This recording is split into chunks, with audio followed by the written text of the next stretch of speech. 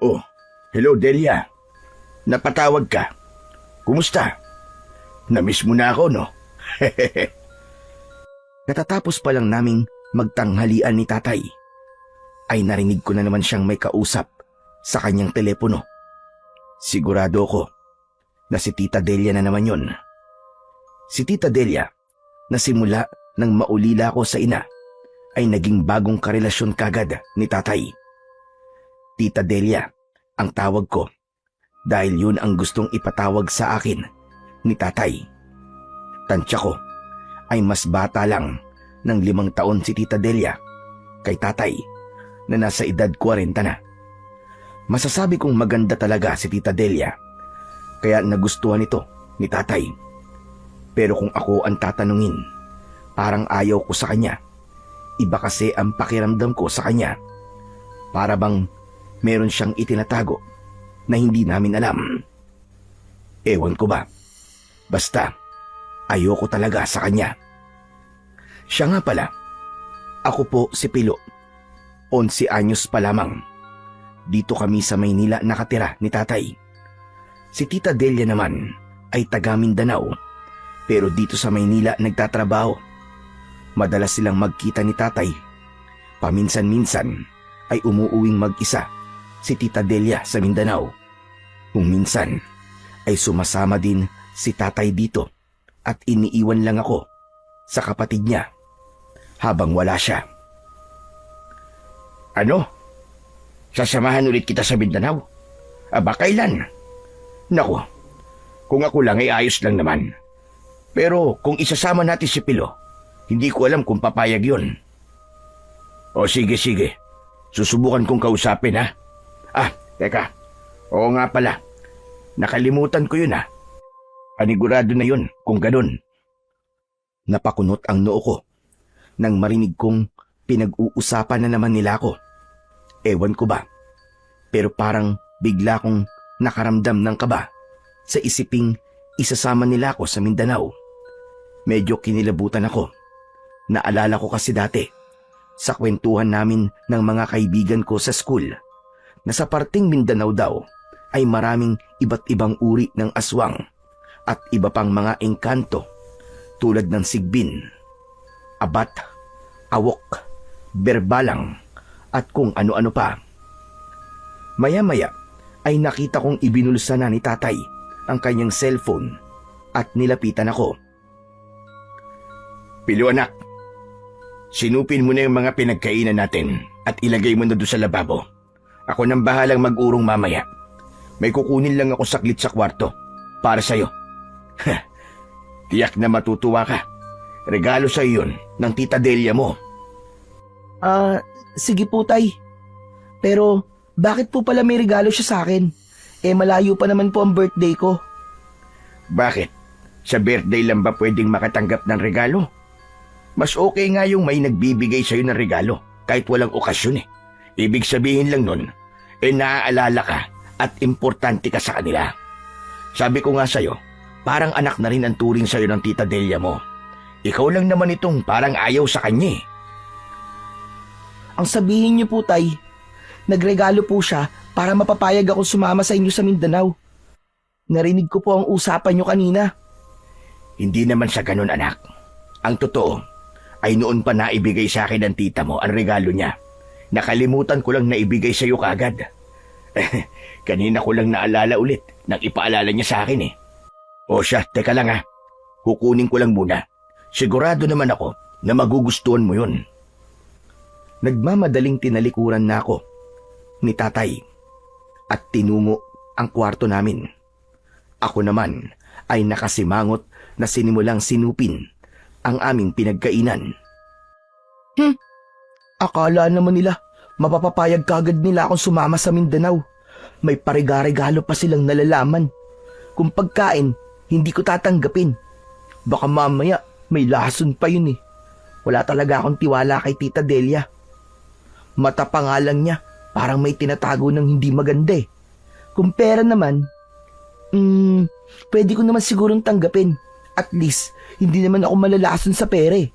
Kung laruan, pwede na rin siguro. Masisira rin naman yun eh. Pero ang mas magandang regalo siguro yung mawala na lang siya ng tuluyan sa buhay ni tatay. Hindi talaga ako boto sa kanya. Nang ilapag ko na ang huling kubyertos sa lababo, ay saka naman pabiglang lumitaw si tatay sa likuran ko. Nagulat ako sa kanya, syempre. Tiyaran! Oh, heto ang regalo mo, anak. Grabe ka naman, tay, nagulat ako sa'yo. Bigla-bigla ka na lang sumusulpot. Ang laki-laki pa naman ng boses niyo. Heto na, anak. Hulaan mo kung ano ang laman ng box na ito. Pero teka pala, narinig ko ang ibinubulong mo tungkol sa tita Delia mo, ha? Gusto mo pala siyang mawala sa buhay ko, ha? Bakit? Hindi ka ba boto sa tita Delia mo? Maganda naman siya.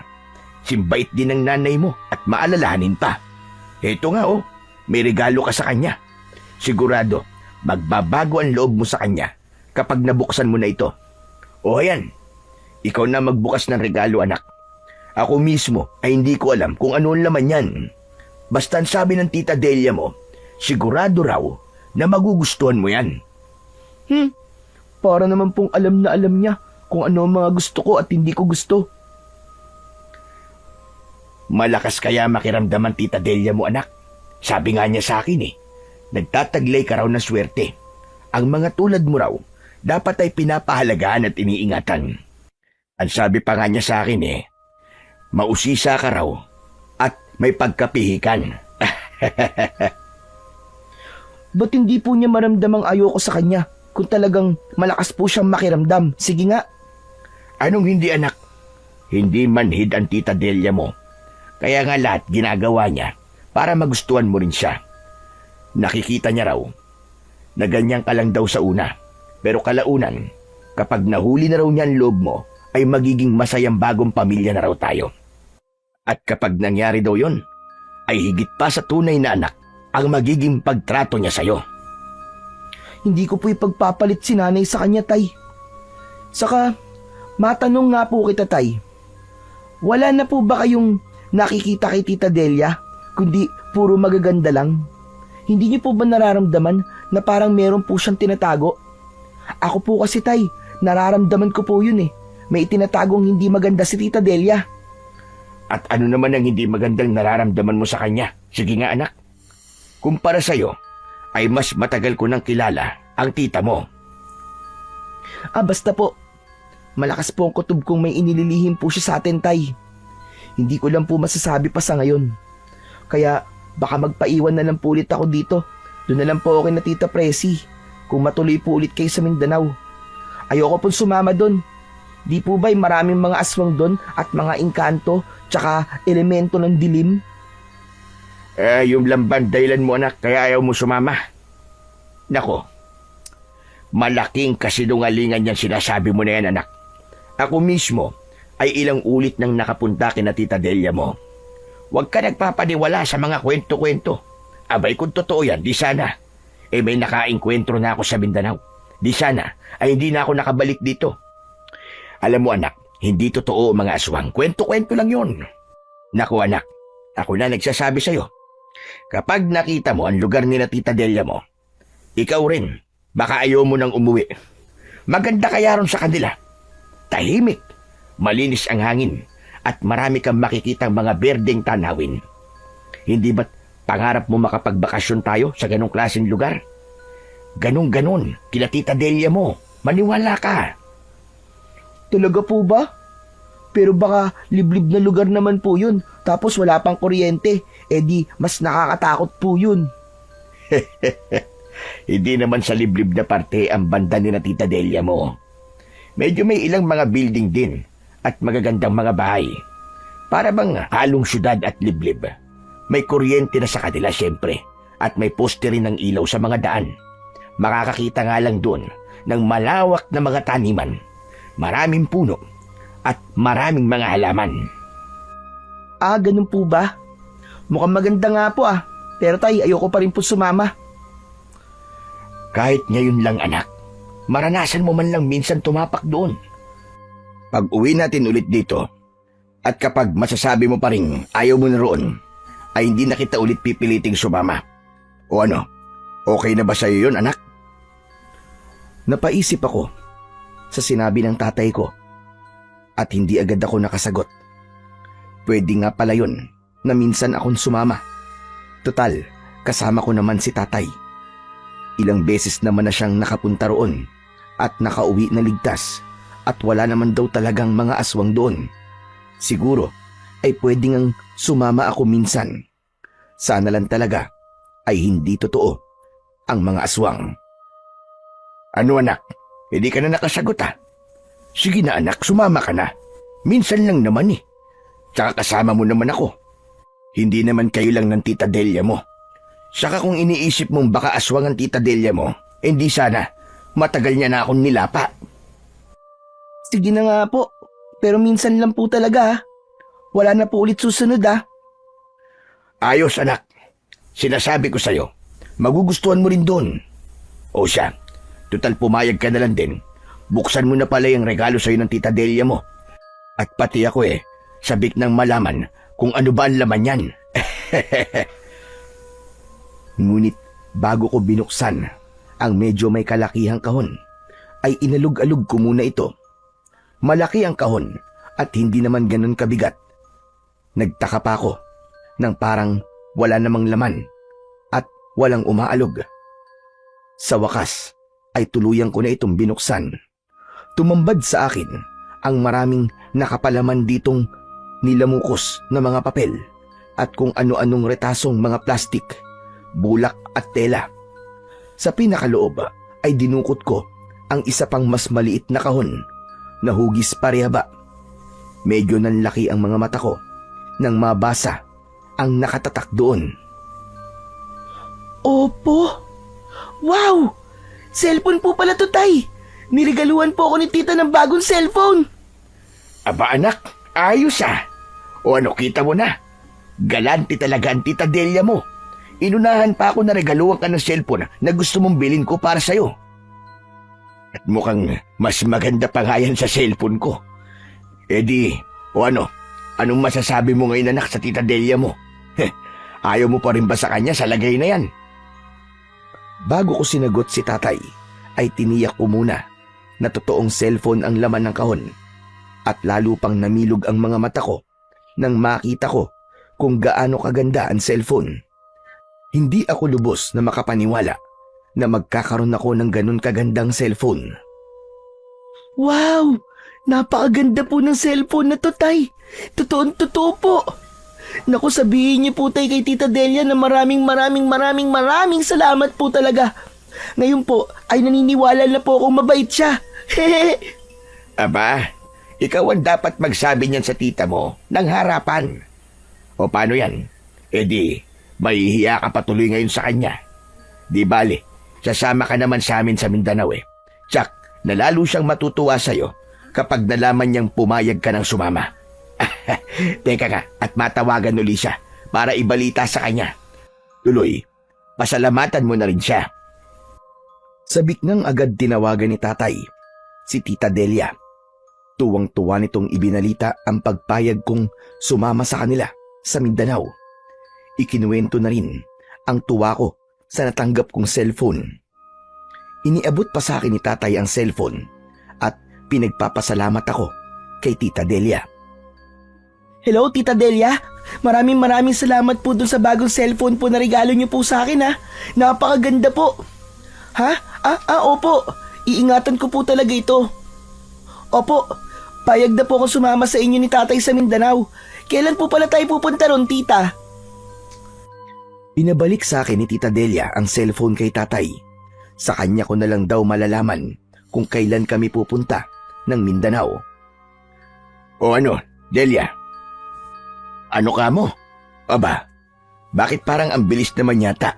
Akala ko ba sa 1 linggo pa tayo pupunta? Ganun pala. O sige, maghahanda na kami kagad. Ako nang bahalang magsabi kay Pilo. O sige, bye-bye.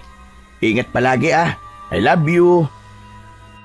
Napangiwi pa ako sa huling binanggit ni tatay. Ang corny. Maedad na, may paganon-ganon pang nalalaman. Ano raw pong sabi ni Tita Delia, tay? Kailan daw po tayo pupunta ng Mindanao? Ngayong linggo na raw anak. Itataon daw niya na piyesta roon para daw mas maging masaya ka. Iniisip din niya ang para sa ikakasaya natin dalawa roon. Ganon ka maalalahanin ng tita mo. Isa sa mga katangian niya na nagustuhan ko sa kanya, bukod sa pagiging maganda niya. Eh di, maghahanda na po tayo kagad. Sakto po at bakasyon ngayon. At sakto rin po na may cellphone na ako. Magagawa ko na po ang gustong-gusto kong gawin. Ang photography, pipicturean ko po ang buong Mindanao. At ipapasikat ko po sa mga kaklase ko sa pasukan. Ay nako, ikaw talaga anak. May kayabangan ka rin ano? O siya sige, ihanda mo na mga gamit mo. Bukas makalawa tayo aalis. Ibibiling ko na rin sa tita Presi mo itong bahay natin habang wala tayo. Sige po, tay. Naku, ito palang mga ugasing plato, tay. Sabi niyo po, kayo na po maghuhugas. Sige po, dun po muna ako sa kwarto ko at kakalikutin ko lang po itong bagong cellphone ko. Napakaganda po talaga. Sige, tay, dyan lang po muna kayo. O siya sige anak. Ay, teka pala. Eto ang pero. Bumili ka ng bago mong SIM card. Dito SIM ang bilin mo ha. Ako nang bahalang i-register ang SIM mo. Mamaya, pagtapos ko rito. Buong hapon yun ay ang cellphone ko ang tinutukan namin ni Itay. Bukas na raw kami maghahanda ng mga gamit namin. Tinulungan pa akong mag-download ni tatay ng Facebook at gumawa ng bago kong account. Nag-friend request pa siya kay tita gamit ang account ko. Ipinakita sa akin ni tatay mula sa photo albums ni Tita Delia ang mga kuha nila nung nagpunta sila ng Mindanao. Doon ko nakitang totoong ang maganda sa lugar ni na Tita Delia.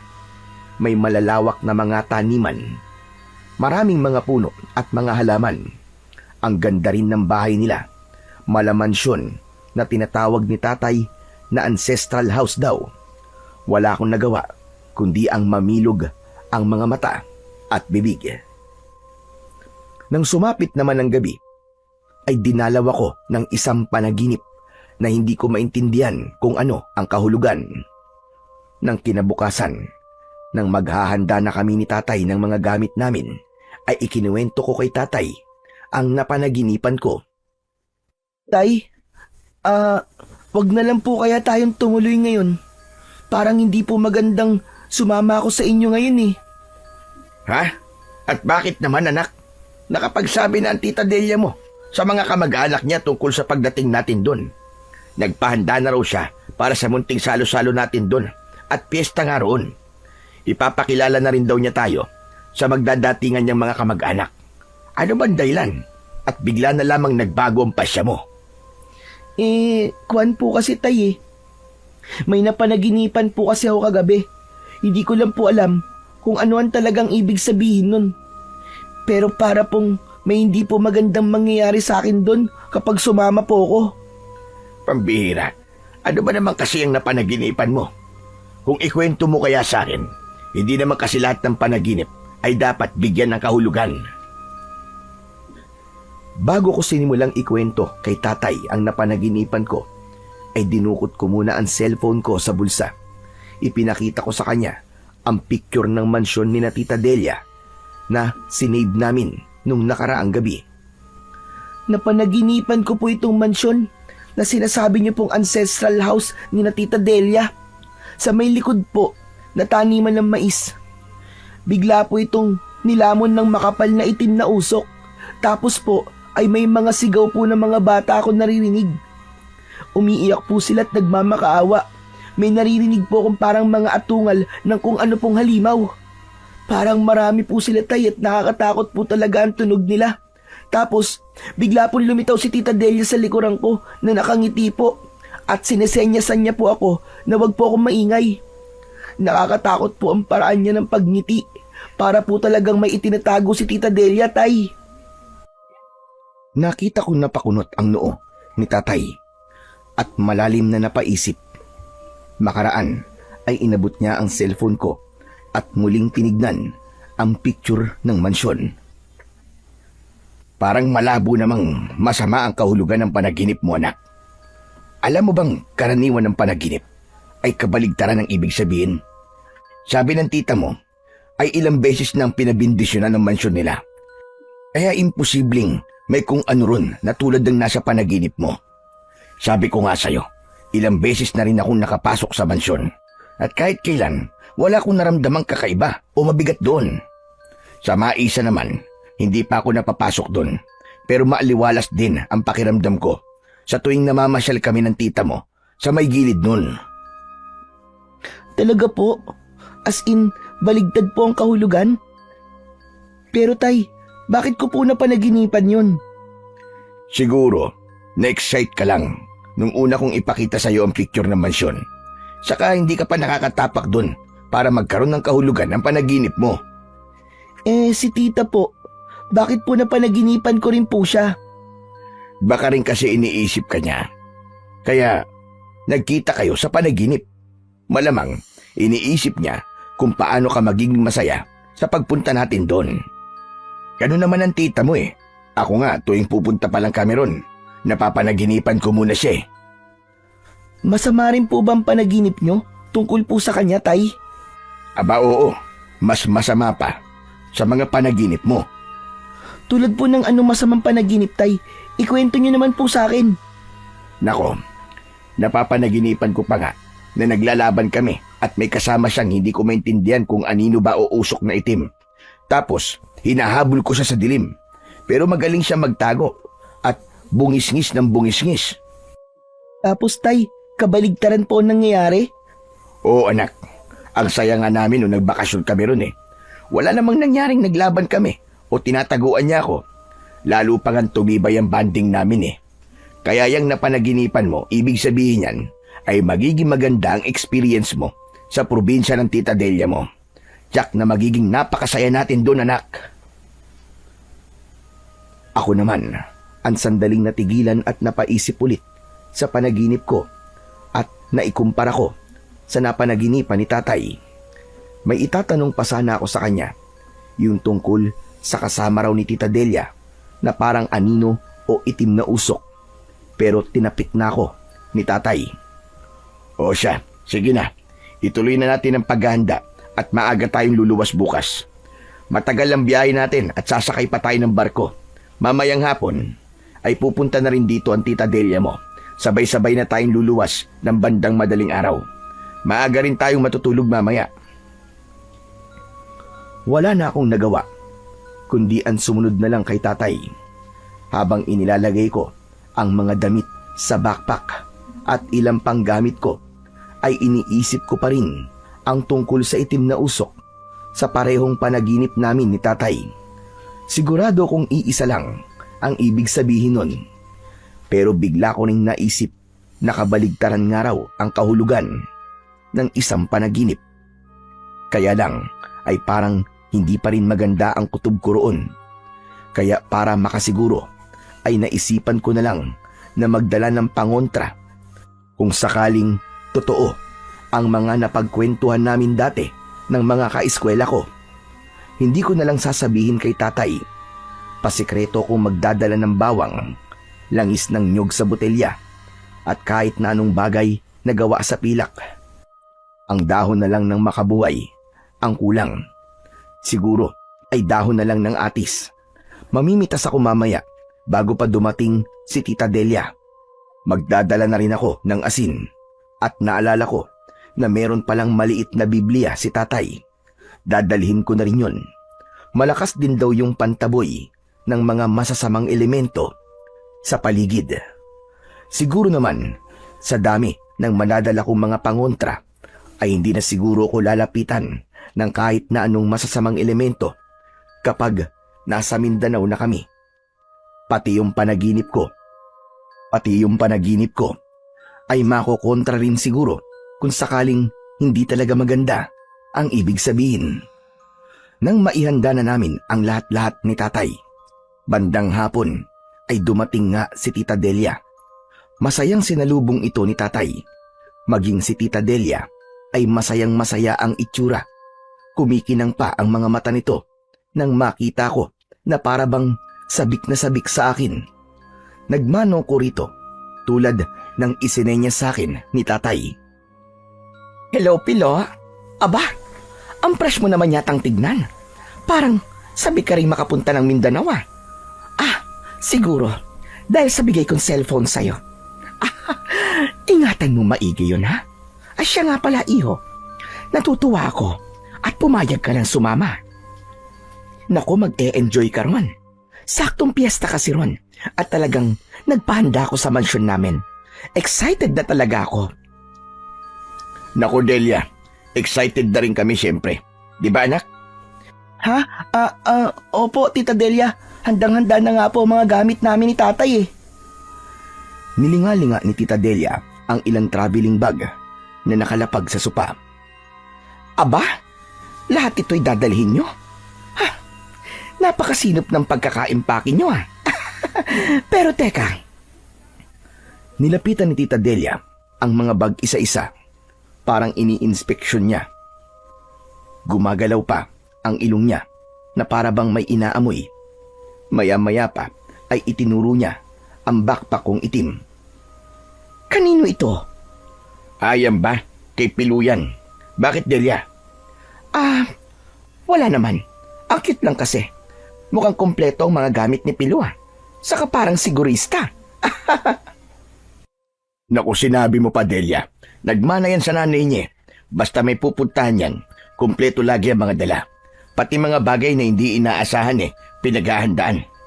Kaya yung nag-impake kami, ay hinayaan ko na lang siya. At magtatalo lang kami kung pakikialaman ko pa siya.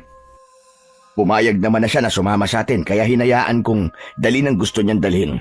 Saka, may tiwala naman ako sa anak kong yan. Okay lang naman pala, love.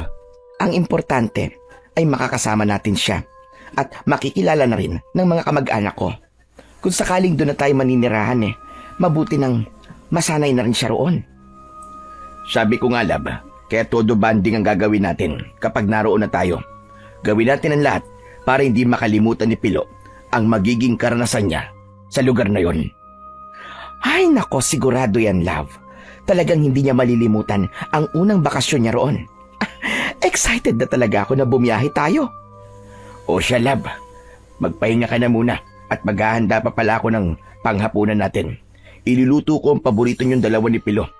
Sa'yo ay adobong manok, kay Pilo ay adobo rin. Adobong sitaw. Nasasahugan ko rin ng hinimay na manok. Naku, tutulungan na lang kita, love. Hindi naman ako gaanong pagod Anong hindi? Galing ka pa nga sa trabaho, hindi ba? Oo, galing ako sa trabaho pero hindi naman ako masyadong napagod doon. Basta, love, ako nang bahalang magluto. Hindi mo rin naman kabisado ang timplang gusto ni Pilo. Magbanding na lang muna kayong dalawa riyan. O kaya, kwentuhan mo si Pilo tungkol sa mga kaugalian sa lugar nyo. Para naman alam niya kung paano umakto kapag naroon na tayo. Ay, oo nga ano.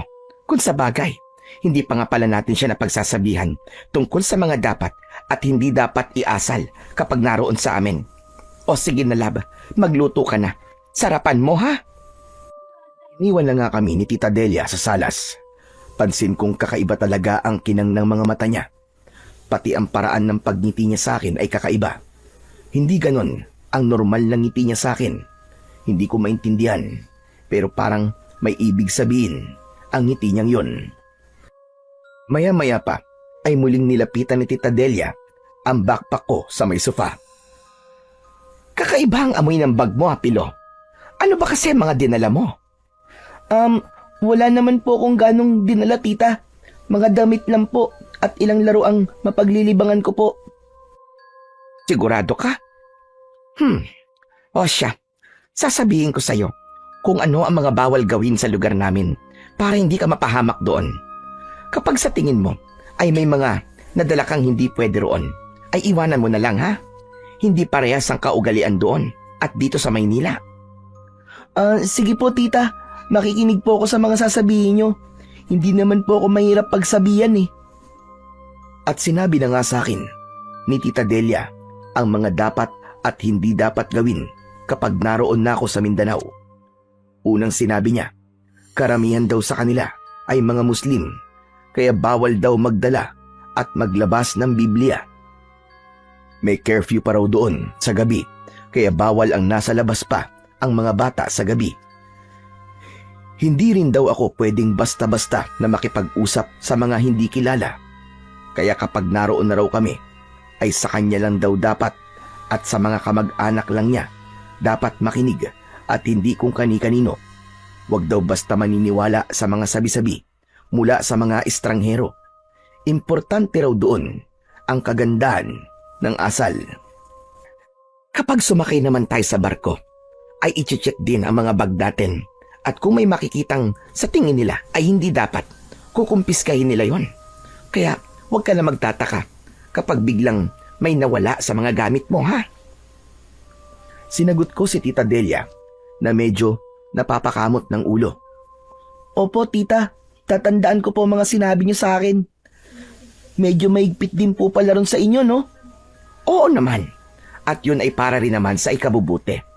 Kaya sa amin ay payapa roon at hindi katulad dito na magulo. Kaya i-check mo ulit ang mga dinala mo, ha? Iwan mo na ang mga bagay na sa tingin mo ay hindi pwede roon. Maagang maaga tayong luluwas kasi bukas. Maaga kaming natulog ng gabing yun. Nang kalaliman na ng gabi, ay dinalaw na naman ako ng isang panaginip.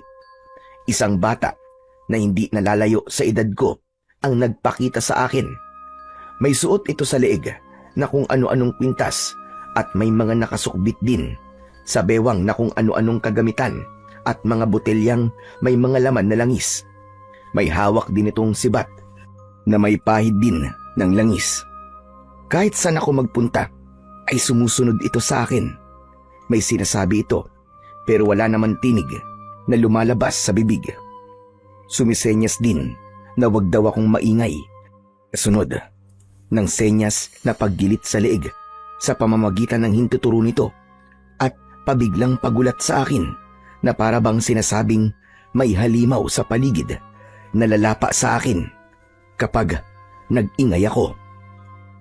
Hanggang sa lumuwas na kami ng bandang madaling araw ay naguguluhan pa rin ako sa ibig sabihin ng panaginip kong yun. Hindi ko na yun naikwento pa kina tatay at tita Delia dahil sa pagmamadali namin. Yun nga palang munting Biblia ni tatay, maalala ko, ay hindi ko iniwanan sa bahay. Sa halip na nasa bag ay ibinulsa ko na lang ito. Binalot ko na lang ng pabalat ng chocolate para akalaing pagkain ko lang ito kung sakaling kapkapan ako sa sakayan ng barko. Sa sakayan ng barko naman, nang nasa checking point na kami, ay biglang nagpresenta si Tita Delia na siya na muna ang bahala sa pagpapacheck ng mga bag. Ay, Pablo, love, ako na munang bahala rito. Yung ticket na lang muna natin ang asikasuhin yun ni Pilo. Tawagin ko na lang kayo kapag ipapasok na mga bagahe natin. Okay, love. Pilo anak, tara sa ticket counter at magbabayad pa tayo. Saglit lang naman siguro ang pila roon. Agad naman akong sumama kay tatay. Pero habang papalayo kami, ay bigla kong nilingon si tita. Napansin kong binubulungan niya ang baggage checker. Nang bigla siyang lumingon sa gawin namin, ay agad ko ring binawi ang tingin ko. Tapos ay pasimple akong nagtago sa gilid ng isang malaking drum na kulay asul. Sinilip ko ulit si tita. Nangunot ang noo ko nang makita ko siyang pasimpleng hinablot ang backpack ko at patagong may kung anong kinalikot doon. Sasabihin ko sana kay tatay ang tungkol doon, pero nagulat na lang ako nang wala na pala siya sa tabi ko. Kaya naman ay nag-aalalang hinanap ko na lang siya sa paligid. Nang makita ko siya, ay nag-aalala niyang sinabi sa akin na hinahanap na rin pala niya ako. Naku anak, saan ka ba sumuot at bigla ka na lamang nawala? Akala ko naman may dumukot na sa'yo. Pinapakaba mo naman ako anak eh. Tay, may sasabihin po ko sa inyo. Nakita ko po si tita na pinakialaman po ang backpack ko. Baka po mamaya may mawala po sa mga gamit ko doon. Ha? Naku, baka tinignan lang ng tita mo kung may nadala kang hindi dapat makita ng checker. Alam mo na, maigpit talaga ang checking ng mga bagay sa pagsakay ng barko. Pero wala naman po akong dinalang bawal, tay. Tsaka, hindi po rin dapat na pinakialaman niya ang backpack ko nang hindi po nagsasabi sa akin. Hayaan mo na anak. Para sa seguridad lang natin ang iniisip ng tita mo. Tsaka kung sinabi mo ay wala ka naman dinalang hindi dapat, ano bang dapat mong ikabahala? Maya-maya pa ay biglang kumaway at sumenya si tatay. Pagbaling ko ay kinakawayan na pala kami ni Tita Delia. O siya, tara na anak, kinakawayan na tayo ng tita mo. Tapos na ang checking, kailangan na natin buhatin ng mga bagahe at sasakay na tayo ng barko. Inis na napakamot ako ng ulo na sumunod kay tatay. Habang sa daan ay napapabulong ako sa sarili. Ay nako, di na lang pala talaga ako dapat sumama. Nagpaiwan na lang sana ako kay na Tita Presi. Parang may kakaiba talaga kay Tita Delia. Si tatay naman, parang sunod-sunuran lang kay Tita Delia. Sa pagitan namin ay mukhang siya lagi ang mas pakikinggan kaysa sa akin. Nakakainis talaga. Nang makasakay na kami ng barko at mahanap ang kwarto namin, ay agad akong gumawa ng paraan para lihim na i-check kagad ang laman ng bag ko. Nangunot ang noo ko at malalim na napaisip nang mapag-alaman kong nawawala ang mga dinala kong ilang piraso ng bawang, botelya ng langis ng nyog, mga bagay na gawa sa pilak at ang ilang dahon ng atis. Hala, bakit nawawala ang mga yun? Hindi naman bawal ang mga yun ah. Yung mga sandata kaya napilak ang dahilan. Pero bakit isinama yung iba kong pangontra? Hala, kinukumpis ka ba talaga ang mga yun? O sinadya lang ni tita na alisin yung mga yun? Ay nako, ang Tita Delia talaga yun. May kakaiba talaga sa kanya. Paano ko ba sasabihin kay tatay? Napaniwalaan niya ako. Ah, alam ko na. Tatakas na lang kaya ako rito at uuwi kina Tita Presi. Ay, bahala na nga. Kunwari akong nagpaalam kina tatay na iihilang saglit. Tinanong pa niya ako kung bakit dala-dala ko ang backpack ko. Para hindi sila magduda sa bala kong gawin, ay iniwanan ko na lang ito.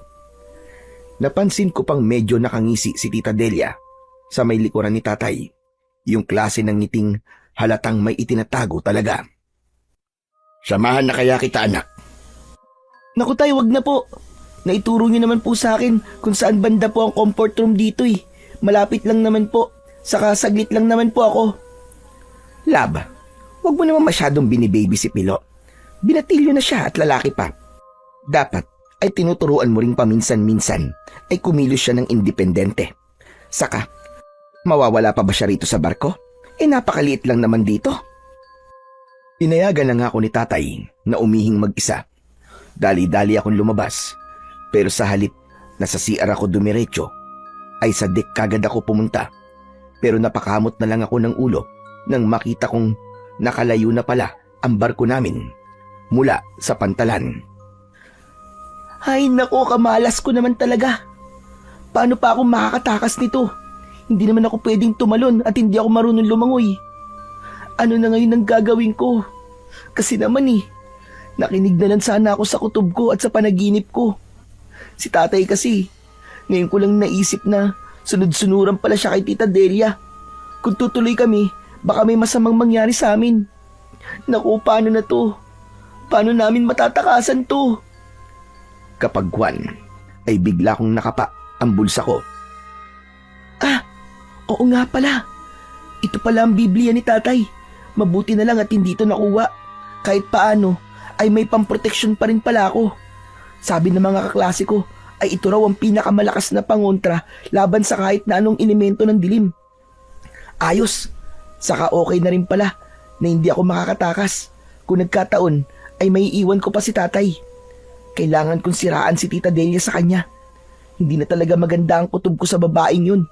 Sigurado kong may iba siyang binabalak sa amin ni tatay. Mga ilang araw din ang naging biyahe namin sakay ng barko. Sa mga araw na yon ay lihim kong inoobserbahan si Tita Delia. Tuwing gabi ay sinusubukan kong lihim na idikit sa kanya ang Bibliang binalot ko ng pabalat ng tsokolate. Sa tuwing ginagawa ko yon ay parang hindi mapakali si Tita Delia. Ang naging kutob ko ay baka may sama-samang elemento siya. Ilang gabi ring paulit-ulit kong napapanaginipan si Tita Delia sa mansyon nila at yung batang lalaki. Hindi ko nga lang maikwento-kwento kay tatay dahil palagi na lang silang magkadikit ni Tita Delia. Hanggang sa makarating kami kina Tita Delia ay wala akong magawa para makapagsumbong kay tatay. Minsan, nang makahanap ako ng tiyempo, ay pasimpleng pabulong akong napatanong kay tatay. Tay, matagal pa po ba tayo dito kina Tita Delia? Hindi naman gano anak, mga 2 linggo lang siguro. Teka, bakit ba parang gusto mo na kagad umuwi? Kasi po, ilang araw pong pabalik-balik po ang panaginip ko eh. Katulad pa rin po nung dati na naikwento ko po sa inyo. Saka, tignan nyo nga po yung mansyon ni na Tita Delia oh. Parang nakakatakot pong pumasok. Saka yung taniman po ng mais sa likod ng mansyon. Parang ang bigat po ng pakiramdam ko habang tinatanaw ko yun. Gusto ko na po talagang umuwi, tay. Ayoko pong magtagal tayo rito. Ano ka ba? Huwag kang maingay anak. Baka mamaya marinig ka ng Tita Delia mo. Sabihin pang umaarte ka lang. Kung kailan nandito na tayo saka mo pa sasabihin yan. Saka ganyan talaga sa umpisa. Natural lang yan. Naninibago ka lang kaya ganun. Huwag mo na lang gaanong isipin niyang nararamdaman mong yan. Basta tay, hindi ko po maintindihan pero talagang kinakabahan po ako eh. Mukhang hindi po ako magiging masaya rito, tay. Maya-maya, sa gulat namin ni tatay, ay bigla na lang nagsalita si Tita Delia mula sa likuran namin. Hindi namin napansin na nakalapit na pala siya sa amin. Bandang una ay bumabati pa ito sa mga kaanak na sumasalubong sa amin. Hep, hep! Anong pinag-uusapan yung mag-ama, ha? Hay nako, Pilo. Napaka-imposibleng hindi ka magiging masaya sa pagpunta mo rito. Tignan mo naman ang mga kaanak ko, oh. Tuwan-tuwa silang makita ka. Sinisigurado ko sa'yo, magugustuhan mo rito. Don't worry. Gagawin ko ang lahat para hindi mo malilimutan ang magiging karanasan mo rito. Hindi mo pagsisisiyang sumama ka rito. Saka isa pa, napaka-importanting narito ka. Ikaw ang pinakamahalaga naming bisita. Kita mo na anak, hayano, ang Tita Delia mo na ang naniniguro sa'yo na magiging memorable ang pagsama mo sa amin dito. Masayang banding ang mangyayari sa atin dito sa loob ng 2 linggo. Saka nakikita mo naman kung gaano kakulay ang pista nila rito. Ilabas mo na kaya ang cellphone mo at mag-picture-picture ka na. Ang daming magagandang shots ang makukuha mo sa paligid, oh. Totoong makulay ang nangyayaring pista sa paligid. Maraming iba't ibang kulay na mga banderitas. May banda, may mga nagsasayaw sa mga kalsada at may kung ano-ano pang mga palaro. Masaya ang mga tao sa paligid. Parang gusto kong magpahawa sa masiglang atmosfera. Pero hindi ko magawa. Ramdam ko talagang may mabigat na kung ano sa paligid na hindi ko maipaliwanag. Tignan mo naman ang ilang mga bata sa paligid, Pilo, oh. Ang saya-saya nila, di ba? Teka, akin na nga yung cellphone mo at pipicturean ko sila. Ang cute ng mga bata. Bibihira na lang silang lumabas at nagsasaya na katulad nito. Palagi na lang nasa tabi nila ang mga magulang nila. Hay, kung noon pa sana ganito. Pero di bale. Inilalabas ko pa lang ang cellphone mula sa bulsa ko ay mabilis kagad itong hinablot ni tita. Sa mga mata niya ay naroon ang pagkasabik sa tinatanaw na mga batang naglalaro sa di kalayuan. Atat na kinuhanan niya ang mga ito ng larawan. Pagkaraan ay muli nitong tinignan ang mga kuha at ipinakita sa akin. Oh, tignan mo mga kuha ko, Pilo. Ang gaganda. Pagkaabot ko ng cellphone ay agad ko namang tinignan ang mga kuha ni tita. Habang iniisa-isa ko ay biglang napako ang tingin ko sa pinakahuling kuha. Medyo napakunot ang noo ko sa isang pamilyar na bagay sa larawan. May isang batang nakasimangot na parabang nagmamasid sa paligid at eksakto pang nakatingin sa kamera. Hindi ako maaaring magkamali. Kamukhang kamukha nito ang bata sa aking panaginip. Nangahaba ang leeg na hinahanap ko ang lokasyong kinaroroonan ng batang yon. Nagulat pa ako nang makita ko itong nakatingin sa akin. Medyo kinabahan pa ako nang ang paraan ng pagkakatitig nito ay parabang Tinatansya ako. Medyo naningkit ang mga mata nito. Oh, bakit parang humahaba ang leg mo, anak? Ano bang meron sa paligid? Anong hinahanap mo? Sinenyasan ko si tatay na yumuko at may ibubulong ako. Nakita ko po yung batang nasa panaginip ko, tay. Ha? Sigurado ka ba? Ba't nasaan? Nang ituturo ko na kay tatay ang bata sa panaginip ko, ay natigilan ako nang mapansing wala na pala ito sa dating pwesto kanina. Ayun po, oh. Nye, nasan na po yun? Nandun lang po yun sa bandaron kanina, tay. Nakatayo po sa tabi ng posting yun ng ilaw. Nakatingin nga po sa akin na para bang kilala rin po niya ako. Nako, baka namamalikmata ka lang, anak. Saka, papahapon na pala. Teka, baka pinaglalaroan ka ng kung anong elemento, anak. Kaya nakakapanaginip ka. Tapos nakikita mo pa, kamo ngayon. Ipapatingin na nga kita sa albularyo rito. Binalingan ni tatay si Tita Delia na noon ay abala na ulit sa pakikipagtsikahan sa sumasalubong na mga kamag-anak. Delia lab, maya-maya nga ipatingin natin sa albularyo tong anak ko. Ha? Bakit naman? Anong dahilan? Ito kasing si Pilo, nakapanaginip daw ng isang bata at ngayon mismo ay nakita raw niya. Baka ika ko pinaglalaroan ng kung anong elemento ang anak ko. Pero mariin akong napailing sa mga sinabi ni tatay. Para makumbinsi siya, ay ipinakita ko ang picture sa cellphone ko at itinuro ang batang lalaki sa panaginip ko. Tay, ito po, tignan nyo. Ito po yung batang lalaki na sinasabi ko po sa inyo na nasa panaginip ko. Hindi po ako pwede magkamali. Siya po yun. Sigurado kang itong batang lalaki talaga na ito, yun nasa panaginip mo, anak? Opo, tay, siya po talaga. Patingin nga ako, love. Baka kilala ko at pupuntahan natin. Bihira lang kung lumabas ang mga bata rito kasi. Nakakunot ang mukhang pinakatitigan ni Tita Delia ang larawan ng batang lalaki sa panaginip ko. Kapag kuwan ay parang napapaisip ito ng malalim. Hindi ko kilala ang batang ito. Ngayon ko lang ito nakita.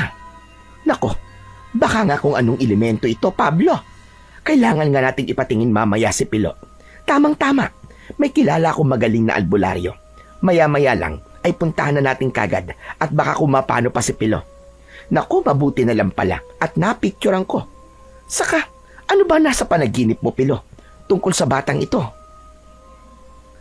Si tatay ang nagkwento ng tungkol sa panaginip ko. Paniguradong isang elemento nga ang batang ito. Bakit naman kasi ngayon nyo lang sinasabi sa akin? Di sana una pa lang ay may nagawa na ako para hindi na napapanaginipan pa ni Pilo. Mukhang may hahad lang pa yata sa... Ano lab? Hahad lang saan? Ang ibig ko sabihin mukhang may hahad lang pa yata sa lubusang pag-i-enjoy sana natin dito, love. Di bale, ipapakontra natin mamaya kay Sandro. Sandro? Sinong Sandro? Yung magaling na albularyo na kilala ko, love. Kahit na anong masamang elemento sa paligid, ay walang palama sa kanya. O siya, tara na muna sa loob. At nang makapagpahinga na tayo saglit at para masinop na rin natin ang mga gamit natin. At pagkapahinga natin, pupuntahan kagad natin si Sandro. Kailangan maunahan natin ang batang elemento na yon bago pa sumapit ang dilim. Nang sandaling yon, ay nakaramdam ako ng kaba. Napakaparin ako sa munting Biblia sa likod ng bulsa ko.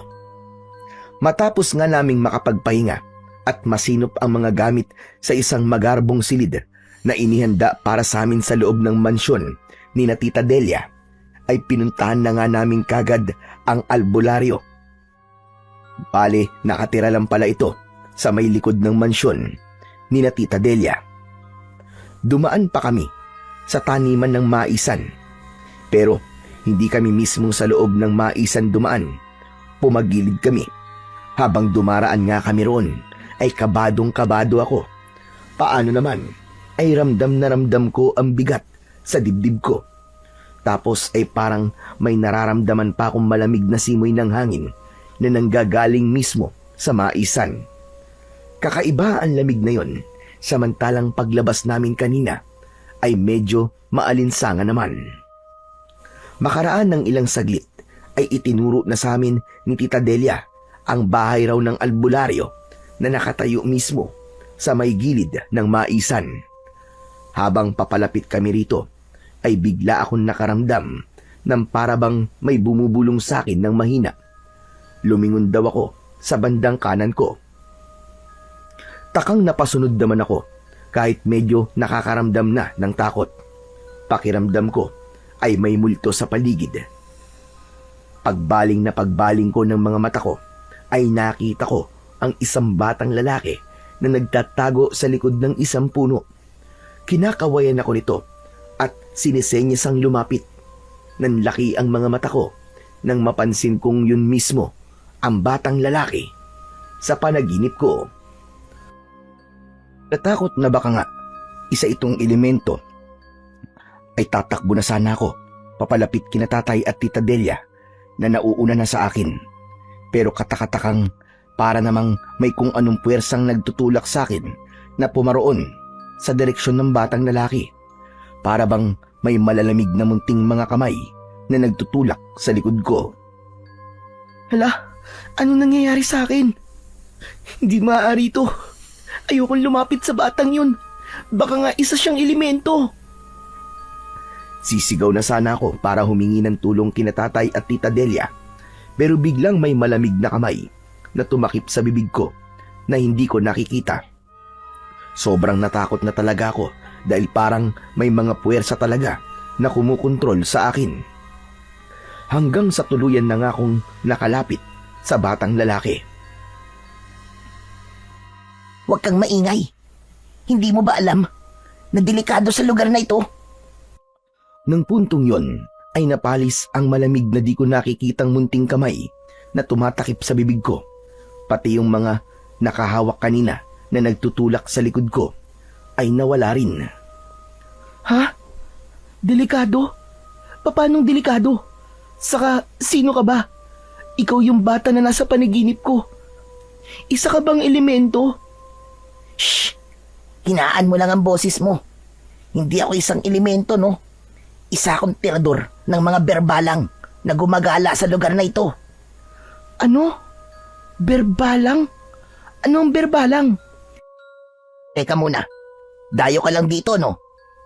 Oo, taga Maynila ako. Sumama lang akong nagbakasyon dito. Bakit ba? Kayong tatlo, taga Maynila. Hindi, ako lang sa tatay ko.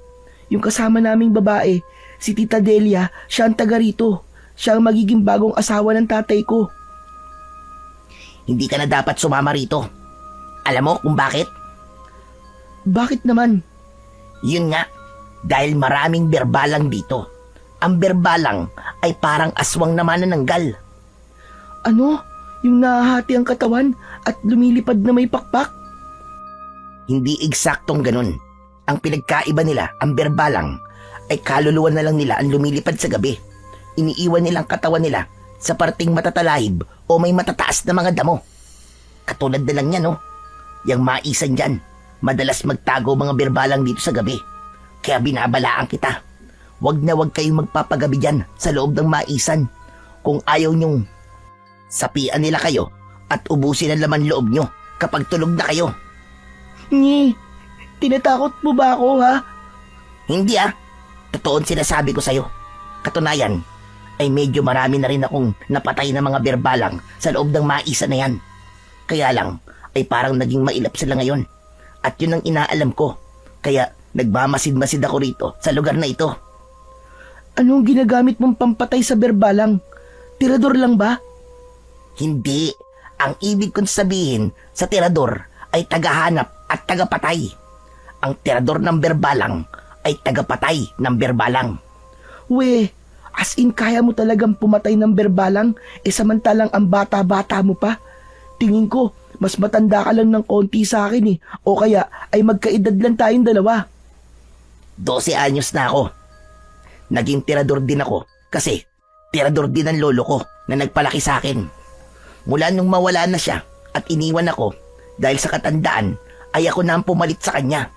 Sa kanya ko natutunan ang maraming paraan kung paano humanap at pumatay ng mga berbalang na gumagala rito. Ah, ganun pala. Pero sigurado ka bang hindi ka masamang elemento?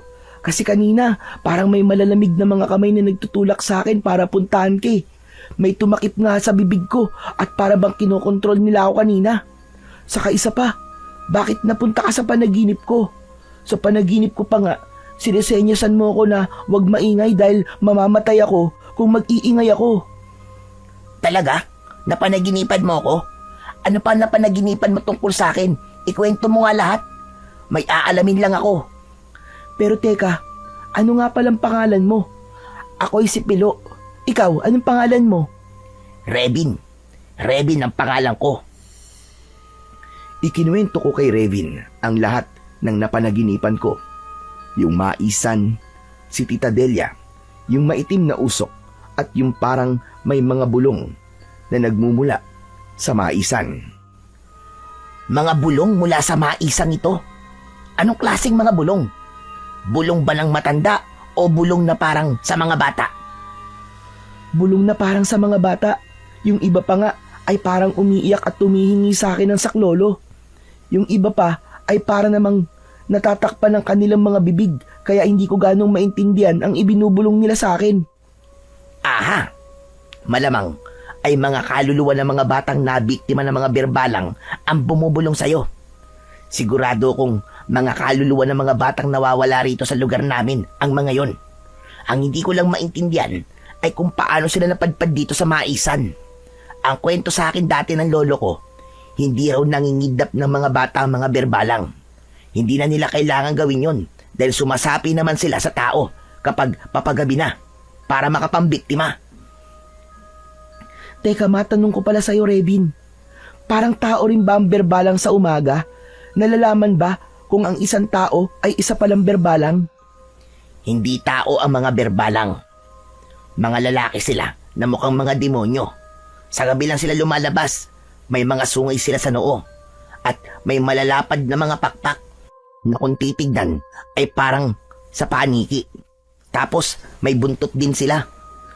Maitim sila at matigas sa mga katawan. Ang mga mata nila ay mapupula at katulad ng mga mata ng pusa. Grabe, sobrang nakakatakot sila kung tutuusin. Sabi mo ay sumasapi sila sa tao, di ba? Ibig sabihin, yung sinapian nila ay magiging berbalang na rin, ganun ba? Hindi ganun yon. Ang nasapian na nila ay kakainin na nila ang laman loob. Mamamatay na ang katawang yun pagkatapos nun. At pagkatapos nilang umalis sa katawan ng kanilang sinapian. Bakit, Pilo? May nakaharap ka na bang tao na parang sa pusa ang mga mata? Wala pa naman. Naiisip ko lang kasi ang Tita Delia ko. Naikwento ko siya sa'yo, di ba, sa panaginip ko. Iba kasi ang kutob ko sa kanya. Inalis pa nga niya sa bag ko yung mga pangontrang dinala ko eh. Ang naiwan na lang sa akin ay ito. Inilabas ko ang munting Biblia ni tatay mula sa bulsa ko. Ito, maliit na Biblia. Sa tuwing idinidikit ko to sa kanya, para siyang hindi mapakali at hindi makatulog sa gabi. Duda rin ako sa tita mo. Kanina pa lang, nang makita ko kayong dumating at nagpicture-picture siya sa mga bata. Alam mo bang, pinilit ko lang ang ibang mga bata na lumabas. Kasi nga, nag-oobserba ako. Inaalam ko kung ano ang dahilan ng sunod-sunod at bigla na pagkawala ng mga bata rito sa amin na nangyari kailan lang. Dahil nga rin doon, kaya hindi pinapayagan ng mga magulang dito na maglakwatsa ang mga bata na walang kasamang mga matatanda. Mga kaibigan ko lang ang napapapayag ko dahil kinakausap ko ang mga magulang nila. Kaya pala sinabi sa akin dati ni Tita Delia ko na bawal daw ang nasa labas ang mga bata kapag gabi na. Saka, totoo bang bawal dito ang Biblia? Nako, hindi Ang totoo ay malakas na sandatayan laban sa mga masasamang elemento sa paligid. Dito pa lang, siguro naman ay naniniwala ka ng hindi ako elemento tulad ng inaakala mo. Kung elemento ako, di sana, kanina pa kita iniwasan dahil dyan sa dala mong Biblia. Maya-maya ay nagulat kami nang biglang may sumigaw sa paligid. Sina tatay at tita Delia. Hinahanap na ako. Naku, hinahanap na ako ni tatay at tita Delia. Paano yan? Babalik na ako Tatalikuran ko na sana si Revin, pero saglit niya akong pinigilan. Teka sandali, Pilo. May importanteng mga bagay muna akong sasabihin sa'yo. Ano naman yun? Makinig kang mabuti, Pino. Huwag na huwag kayo magpapagabi sa maisan na to o kahit saan pan lugar na matatalahib o mapuno. Pag nakarinig ka ng parang malalakas na tunog ng mga pakpak, ibig sabihin may berbalang sa paligid. Kapag bigla itong humina ng humina, ibig sabihin ay nasa malapit mo na ang kaluluwa ng berbalang. Kailangan mo maglagay sa paligid ng pangontra. Kailangan lagi mong hawak yung Biblia mo. Wag na wag mong ilalayo sa'yo. Teka, bibigyan pala kita ng iba pang mga pangontra. Heto, mga langis, pangontra na kinakatakutan ng mga berbalang. Magpaid ka niyan kapag lumatag na ang gabi para hindi ka tangkaing lapitan ng lumilibot na kaluluwa ng berbalang. Itago mo maigi at wag na wag mong ipapakita kahit kanino, lalo na sa tita mo. At muli kong narinig ang malakas na pagtawag ni na tatay at tita Delia sa pangalan ko. Salamat dito, Revin Sige, aalis na ako. Tsaka mapapagalitan ako nito. O sige, mag-iingat ka. Saka siya nga pala. Wag na wag mong sasabihin ang tungkol sa akin Wag mong babanggitin na isa akong tirador ng berbalang. Wag na wag ka rin magtitiwala sa tita Delia mo. Sigurado akong may itinatago siya sa inyo ng tatay mo. Magkita na lang tayo ulit dito bukas. Obserbahan mo pa rin pala ang tita mo at pag-usapan natin bukas ang mga naobserbahan mo. Tuluyan ko na ngang iniwanan si Revin at bumalik na ako kung nasaan ako kanina. Tay! Tita Delia, nandito po ako. Nadapa po kasi ako sa banda ron Sobrang sakit pa nga po ng paa ko kaya nagpahinga po muna ako saglit. Sorry po kung hindi ko po kayo kagad sinabihan. Nilapitan ako ng nag-aalalang tatay ko. Samantalang si tita Delia naman ay halata ang pagkainis. Matapos ako nitong tignan mula ulo hanggang paa, ay alerto nitong inilibot ang paningin sa kabuuan ng maisan na para bang sinisiguradong walang kahit na sino ang nasa paligid maliban sa aming tatlo. Naku, patingin niya ako ng paa mo, anak. Oh, wala ka namang kahit gasgas Sigurado ka bang nadapa ka lang? Opo, tay. Nadapa lang po talaga ako. Hindi naman po ganun kagrabe. Sumakit lang po kasi ang paa ko kasi para po ako natapilok Teka, ano yan nakaumbok sa may bulsa mo, Pilo? Nagulat ako nang biglang kapain at dukutin ni tita Delia ang laman ng bulsa ko nang wala man lang pasabi. Kinabahan tuloy ako. Ano ito? Bakit meron ka nito, Pilo? Sino nagbigay sa'yo nito? Saka ito, aba, maliit na Biblia pala laman ito Hindi ba sinabi ko sa'yo na hindi ka kailangan magdala nito? Ang tigas din pala ng ulo mong bata ka. Pwes, dahil di ka nakikinig, pasensyahan tayo kung mapahamak kayo mag-ama dahil dito. Anong ibig mo sabihin, Delia, na mapapahama kami dahil lang sa Bibliang yan? Saka bakit naman bawal magdala ng Biblia rito? Ano bang meron? Hay nako, kung nakikinig lang sana sa akin ang anak mo, Pablo. Pinagsabihan ko na siya. Pero ngayon, baka wala na akong magawa pa kapag nalaman nyo kung bakit bawal magdala ng Biblia rito. Albularyo lang ay sapat na sana. Nakita kong parang nalilito si tatay habang ibinubulsa ni tita Delia ang mga kinuha sa akin. Halatang wala rin siyang alam sa pagbabawal na yon ni tita Delia. Napapatingin pa siya sa akin na nagtatanong ang mga mata. O siya, bilisan na natin kumilos. Anong oras na Malapit nang sumapit ang takip silim. Saka, kayo nga ang mauna. Doon ang punta natin sa kubong yun. Doon nakatira si Sandro, yung albularyo na sinasabi ko sa inyo. Hindi na nakapagsalita pa si tatay. Nakakunot ang noo na sumunod na lang kami sa utos ni tita Delia. Ako naman ay panakanakang nililingon si tita Delia. Napansin kong nanlilisik ang pagkakatitig niya sa akin at para bang nagbabanta. Ibubulong ko sana kay tatay pero napansin kong pati si tatay ay sinasamaan na nito ng tingin. Talagang doon na ako kinabahan. Parang hindi ko nakilala si Tita Delia ng mga oras na yon. Ilang saglit pa ay nandun na kami sa kubo ng sinasabi niyang albularyo. Nang tumaupo kami, ay agad itong lumabas na para bang inaabangan talaga ang pagdating namin. Oh, Delia, narito ka na pala. Teka, sino itong mga kasama mo? Napansin kong parang may mabilis na isinenya si Tita Delia sa albularyon yon na dahilan naman para umaliwalas ang muka ng lalaking sa tansya ko ay kaedad lang ni tatay. Asikasuhin mo muna itong mag-ama, Sandro. Itong bata ay si Pilo. Maganda ka ng mga halamang herbal at tignan mo raw kung nai-elemento siya. Ipaganda mo rin sila na maiinom na tsaa. At siya nga pala, total ay pahapon na. Dito na rin siguro muna kami magpapalipas ng gabi. Nakakapagod kasing tumawid yan sa maisan. Malayo-layo rin simula sa mansyon. Biglang sumingit si tatay. Ano ka mo? Dito tayo magpapalipas ng gabi, mahal. Okay lang ba sa'yo? Nakita ko namang tumaas ang mga kilay ng albularyo. Nagtatanong ang mga mata nito kay Tita Delia. Pasimple namang kinindatan ni Tita Delia ang albularyo. At nang makita kong nahuli ko siya, ay sinamaan ako ng tingin. Nagbabanta. Sumenyas pa na wag akong maingay at iginiit ang hintuturo sa leeg na ang ibig sabihin ay malalagot ako sa kanya kapag nagsumbong ako kay tatay. Okay lang naman sa akin, mahal. Bakit ayaw mo ba? Bala ko pa namang maglabing-labing tayo rito mamaya. Yung kakaibang labing-labing. Maya-maya pa ay biglang napaigtad si Tita Delia. Ay, sus Mariosep! Ano ba itong napakainit? Hindi magkamayaw na dinukot ni Tita Delia sa bulsa ng suot niyang palda ang botelyang kinuha niya sa akin kanina na bigay sa akin ni Revin.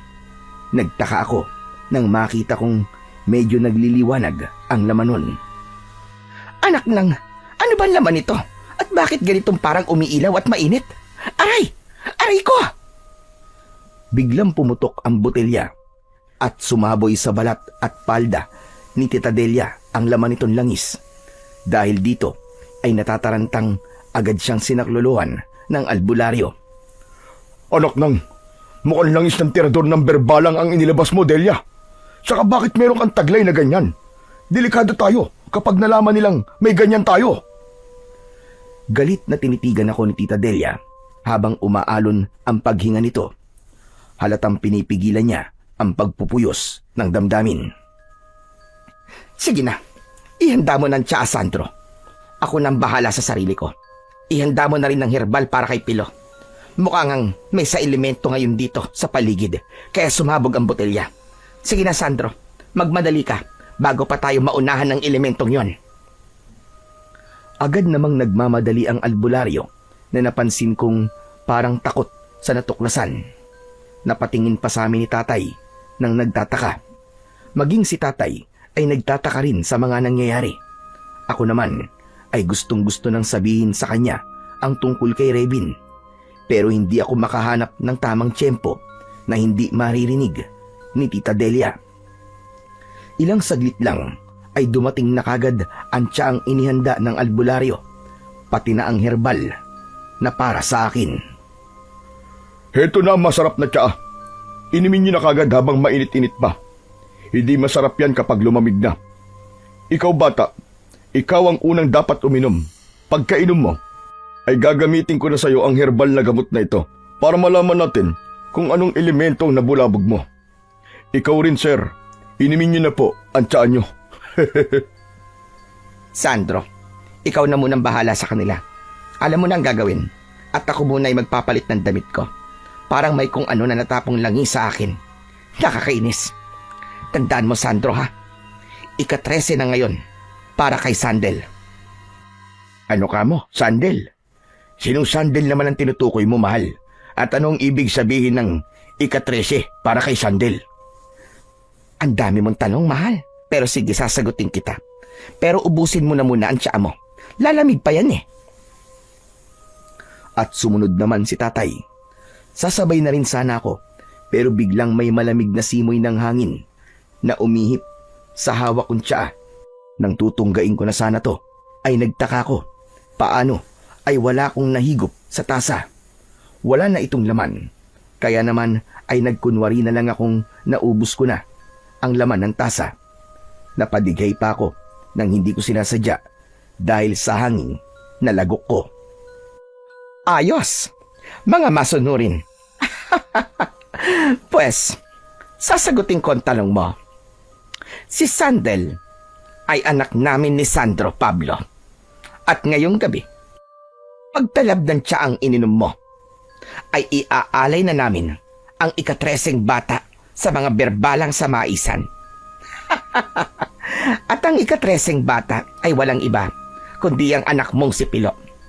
Sorry ka na lang, mahal ko. Kailangan namin mabawi ang anak namin mula sa mga berbalang. Taga Maynila ang hanap nila para sa ikatreseng alay. Kaya nahirapan pa akong bumiyahe ng napakalayo. Pero sulit naman. Parehong nanlaki ang mga mata namin ni tatay sa revelasyong yun ni Tita Delia. Sobrang nag-alala ko para kay tatay na totoong nakainom ng tsaa. Pero bigla kong naisip na kung anuman ang mangyayari kay tatay ay kailangan kong magpanggap na gayahin. At kung tuluyan siyang mamamatay ay pagbabayarin ko si Tita Delia at ang kasama nitong albularyo. Biglang tumayo ng marahas si tatay para sana kumprontahin si Tita Delia na noon ay todo ngisi ng nakakaloko. Pero sa malas ay biglang nahilo si tatay. Napahawak siya sa kanyang noo at alalang napatitig sa akin. Anak, nahihilo ako. May inilagay sila sa tiyan natin. Ikaw, habang hindi ka pa nahihilo, tumakas ka na, anak. Hindi na kita mapoprotektahan. Patawad, anak, kung hindi ako nakinig sa'yo. Patawad. Doon na tuluyang natumba si tatay. Ako naman ay napapatulala na lang at napatingin kina Tita Delia at sa kasama nito. Nagdalawang isip pa ako kung susundin ko ba si tatay o ano. Binundol ako ng kaba ng sandaling yun dahil tiyak na ang kapahamakan ko. Ayoko siyempreng maialay sa mga berbalang sa maisan. Hindi ako makapapayag. Walang ano-ano nang maisipan kong tumakas na lang sa halip na magpanggap na nahihilo rin. Sa sulok ng mga mata ko ay nakita ko si Revin. Halatang kadarating lang niya. Nagtatago siya sa isang gilid ng kubo na madilim-dilim. Nalaman ko na lang na siya yon dahil sa suot niyang parang medalyon na malamlam na nagliliwanag. Sumenya siya sa akin na wag maingay at kalma lang daw ako. Kaya naman ang ginawa ko na lang ay tuluyan ngang nagpanggap na nahihilo. Naisip kong bahala na si Revin na iligtas ako. Naalala ko kasing isa nga pala siyang tirador ng mga berbalang. Nahihilo ko. Tulong! Iligtas niyo ako! Nakainom kami ng tsaa na may inihalo. Hindi ako pwedeng mamatay at may alay sa mga berbalang. Tulong! Tulong! Kawawang bata ka naman.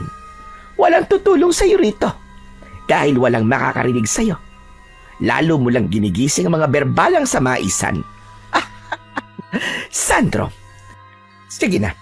Ilabas mo na ang tali at talian mo na yan para maialay na natin. Atat na akong mabawi at makita ang anak natin. Pati na ang Pablong yan ay talian mo na rin. Mahirap ng talian yan kapag nawala na ang talab ng pampatulog. Ibibigay na rin natin yan sa mga berbalang.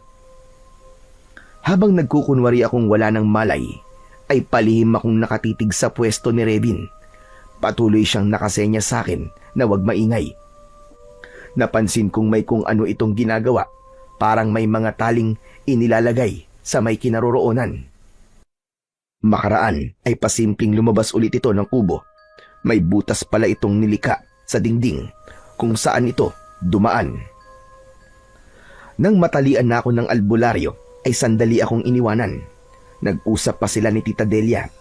May inilabas si Tita Delia mula sa suot niyang kamiseta. Isang kwintas na may palawit na kalahating puso. Madamdamin niya itong hinimas-himas at parabang maiiyak. Sa wakas, mababawi na natin ngayon ang anak natin, Delia. Miss na miss ko na ang anak natin. Ako man, Sandro. Sabik na akong mayakap ulit ang anak natin. Mabubuo na rin muli itong mga pendants namin. Kaya lang ay Kaya lang ay ano, Delia? parang nakukonsensya ako sa mga buhay na mga batang inialay natin sa mga berbalang. Parang gusto ko rin silang ipagiganti sa mga berbalang, Sandro. Biruin mo, naging mga kriminal tayo para lamang mabawi ang anak natin. Mga inosente pa ang tinarget natin. Talagang ganun, Delia. Buhay ng anak natin na nakasalalay. Ginawa lang natin ang alam nating paraan bilang mga magulang. Isipin mo na lang na ang mga batang inialay natin ay napunta lahat sa anak natin. Babawi na lang tayo sa ibang paraan. Sa paanong paraan naman tayo babawi? Saka natatakot din ako sa magiging balik sa atin ng mga ginawa natin. At saka, Saka ano na naman, Delia? paano pala kung ginagamit lang tayo ng mga berbalang? Paano pala kung hindi pa rin nila ibigay ang anak natin at humirit sila ng panibagong treseng alay? Oo nga, no.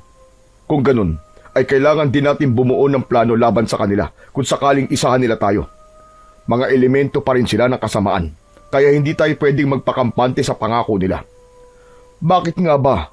Ngayon lang natin ito naisip. Natatakot tuloy ako ngayon, Sandro. Paano kung... Ay nako, bahala na nga. Basta kapag naibigay na natin ang huling alay ngayon at nabawi na natin si Sandel, ilabas kagad natin ang mga pangontra natin. Naihanda mo na ba ang mga yon, Sandro? Oo, naihanda ko na ang lahat. Saka ganito ang gawin natin para masiguro nating maibigay muna nila si Sandel. Itong mas matanda muna ang ipain natin. Hindi muna natin ibibigay itong mas bata hanggat hindi nila na ipapasakamay sa atin si Sandel. Tama ka. Kumusta naman ang mga gasolina? Sapat ba ang inihanda mo para masunog natin ang buong maisan? Oo, handang-handa na, mahal. Pinagplanuhan kong maigi ang gagawin ko. Kung ganon, ay kailangan na natin dalhin ang magamang ito sa maisan. Dating gawi tayo. Bubuhatin sana kami ni na Tita Delia at ng albularyo na siya palang totoong asawa ni Tita Delia. Nang walang ano-ano ay kumalabog ang mga bintana ng kubo. Nagbukas sara ang mga ito ng paulit-ulit. Nang pasimple kong ibinaling ang paningin ko sa bandang kinaroroonan ni Revin, ay nakita kong hila-hila niya ang mga tali na inihanda nito kanina. Yun na pala yun. Sa bintana pala yun, ikinabit. Aba, ano nangyayari sa bintana, Sandro? Mukhang may tao sa labas. Tignan natin at malalagot ang sinumang nangahas na pumarito. Isama na rin natin sa alay. Sige, kunin mo ang panabas mo, Delia. Kukuhanin ko rin ang akin. Bigla kong iniwan ng dalawa at tinignan ang mga bintana. Doon naman sinamantala ni Revin na agad akong lapitan at kalagan. Paano ang tatay ko, Revin? Kailangan maitakas din natin si tatay. Huwag mo masyadong lakasan ang boses mo. Huwag ka mag-alala sa tatay mo. May pangontra ko rito sa ipinainom nilang pampatulog sa kanya. O yan, ikaw na ang tumuloy sa pagkalag sa tali mo. Ang itay mo naman ang aasikasuhin ko. Alertuhin mo rin ako kapag pabalik na ang mag-asawa, ha? Sige, bilisan mo. Kinakabahan talaga ako. Malalagot tayo kapag nahuli nila tayo. May mga panabas pa naman sila. Hindi ko kakayanin kung ano ang pakiramdam ng matabas. Nangingilo ako. Ramdam ko rin ang kaba ni Revin. Habang inaasikaso nito si tatay, ay may ipinapaamoy na kung anong dahon ay kitang-kita kong nanginginig ang kanyang mga kamay.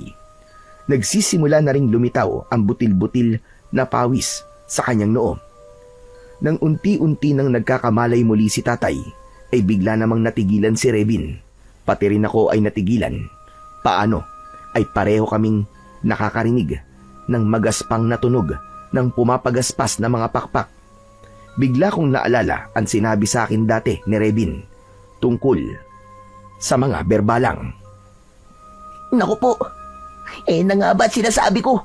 Nariyan na mga berbalang sa paligid. Malamang ay nasa maisa na sila ngayon.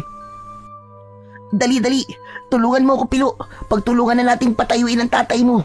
Kailangan makarating kaagad tayo sa pwestong inihanda ko sa may talayban, sa labas nitong kubo. Dalian mo! Kahit alam kong mahihirapan kami sa pagbubuhat sa malaking katawan ni tatay, ay pinilit pa rin namin ni Rebin. Sakto naman noong tuluyan ng nagkamalay si tatay. Anong... Pilo anak? Anong nangyayari? Tay, huwag po kayong maingay. Itatakas po tayo ni Rebin. Isa po siyang tirador ng mga berbalang. Ano ka mo? Tirador ng berbalang? Ano yun? Opo, tirador po ako ng berbalang. Sa ako na lang po ipapaliwanag sa inyo lahat. Tara na po, bilisan na po natin. Baka mahuli po tayo ng mag-asawa.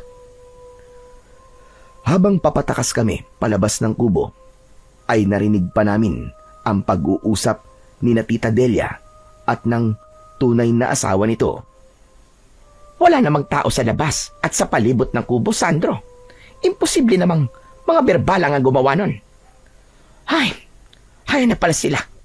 Naririnig ko na ang pagaspas ng kanilang mga pakpak. Mabuti pa ay balikan na natin ang mag-ama at ilalabas na natin sila. Tayo na, Sandro. Hindi kaya kagagawa nito ng mga kaluluwa ng mga batang naialay natin, Delia? Hindi pwede yon. Saka bakit ngayon lang? Di sana noon pa nangyari ito. Baka ito na ang tamang panahon nila para lubusang magiganti. Dapat pala ay pinaghandaan din natin ito. Nawala sa isip ko ang ganito. Ay, bahala na. Yung mag-ama muna ang tutukan natin. Saka na natin isipin yan. Ito na ang huli at mababawi na natin ang anak natin. Yun muna ang importante sa ngayon. Kaya dali na tayo, Sandro. Ilabas na natin ang mag-ama. Tayo na! Bago pa kami maabutan ni na Tita Delia, ay nakalabas na kami ng kubo mula sa butas na ginawa ni Rebin sa dingding ng kubo na gawa lang naman sa dayami. Narinig pa namin ang pagtatalo ng mag-asawa nang madiskubring wala na kami sa loob ng bahay ng albularyo. Ang mag-ama, Sandro, nasaan na? Bakit bigla silang nawala? Di ba't nakatali namang maigi yun? Anak nang, hindi naman yata matalab ang ibinigay mong tiyaan na pampatulog sa kanila. Anong hindi? Nakita mo naman kanina nakatulog na sila, di ba? Saka sobrang tapang kaya ng inihanda kong yun. Nasa na nga sila ngayon? Ipaliwanag mo nga. Hanapin natin sila ngayon din. Hindi pwedeng makatakas ang mag-amang yon. Mabubulgar ang sikreto natin pag nagkataon. Saka yung pang-alay natin. Ay, kainis naman, Sandro. Kapag nakatakas sila, ay lagot ka talaga sa akin. Samantala, si tatay naman ay nag-aalala ng sandaling yon. Teka anak, sandali lang. Saan ba talaga tayo magtatago? Hindi pwedeng mahuli ulit nila tayo. Saka, ano ba yung maingay na parang pagaspas ng pakpak? Naguguluhan ako, anak. Basta po, Ma'am Pablo. Sumunod na lang po kayo sa akin sa pupuntahan natin talayban. Ligtas po tayo ron dahil pinalibutan ko po ng matatapang na mga pangontra. Hindi rin po tayo kagad makikita na mag-asawang yon na nag-aalay po pala ng mga bata sa mga berbalang. Saka na lang po kayo magtanong tungkol sa mga berbalang. Kailangan po, Ma'am Pablo, tahimik po muna tayo habang nariyan pa po ang mga berbalang sa paligid. Makiramdam po muna tayong maigi. Kapag bigla pong humina ang tunog ng pagaspas ng pakpak nila, ibig sabihin po ay nasa malapit na po natin sila.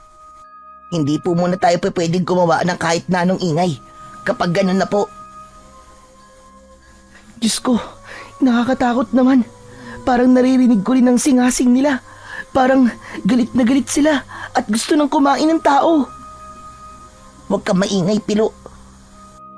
Ayun na mag-asawa, oh. Nakalabas na sila ng kubo. Dalian nyo na ang pagsunod sa akin. Dumapa tayo at gumapang na lang sa damuhan. Tiisin na lang muna natin ang mga tinik. Tandaan nyo, kahit na anong mangyari, ay wag na wag kayong gagawa ng kahit na anong ingay. Kundi, lagot tayo. At nakarating din kami sa talahibang sinasabi ni Rebin. Doon kami walang imik, nananatili at nakiramdam sa mga nangyayari. Hanggang sa paglipas ng mga ilang minuto ay nagulat na lang kami nang bigla kaming ilawan ni na Tita Delia at ng asawa nito. Aha! Narito lang pala kayo, ha? Hindi na kayo makakatakas ngayon. Teka, sandali Delia. Mukhang tirador ng berbalang ang isang batang ito na kasama nila. Tignan mo, may suot siyang medalyon. Alam kong medalyong yan. Pagmamay-ari dati yan ng matandang tirador na si Kagorio. Ano ka mo? Pwes, patayin mo siya, Sandro. Patayin mo. At ialay din natin sa mga berbalang. Ano pang hinihintay mo? Sige na, kumilos ka na. Patayin mo na ang batang yan. Iaamba na sana ng asawa ni Tita Delia ang hawak nitong panabas. Pero biglang nagsalita si Rebin. Sige, saktan niyo ako. Pero hindi niyo na mababawi ang anak ninyo. Ano, sige, saktan niyo ako. Natigilan bigla ang mag-asawa sa sinabi ni Rebin. Lalo na si Tita Delia.